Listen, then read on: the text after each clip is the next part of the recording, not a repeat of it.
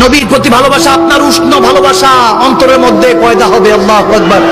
একটা ওয়াকিয়া পাকিস্তানের এক আলেমে দ্বীন লিখেছেন সোশ্যাল মিডিয়াতে, না বললেই নয়। এক যুবক সবসময় মদিনা শরীফে নাকি ঘুরঘুর করত, হঠাৎ করে রওজায়ে রাসূলের সামনে যখন কান্না করছে, পুলিশ তাকে ধরে ফেলেছে। ধরে টেনে হেসে নিয়ে যাচ্ছে, তখন সে চিৎকার করে কাঁদতে লাগলো, ইয়া রাসূলুল্লাহ, পাকিস্তান মে থা, সব কুছ ছোড় দিয়া আপকে খাতির। তাকে পুলিশরা এজন্য, সৌদি গভর্নমেন্ট অ্যারেস্ট করছে এজন্য, কারণ তার পাসপোর্ট নেই, ভিসা নেই। সে অনেকদিন ধরে পলাতক ভাবে চলছিল, হঠাৎ করে পুলিশের নজরে এসেছে, এজন্য গ্রেফতার হলো। কিন্তু যখন তাকে নিয়ে যাচ্ছিল, সে তখন ওই পুলিশ বাহিনীর কাছে বলতেছিল নাকি, আমাকে 2টা মিনিট সময় দেন, আমি রাসূলের পাকের কাছে কিছু বলতে চাই।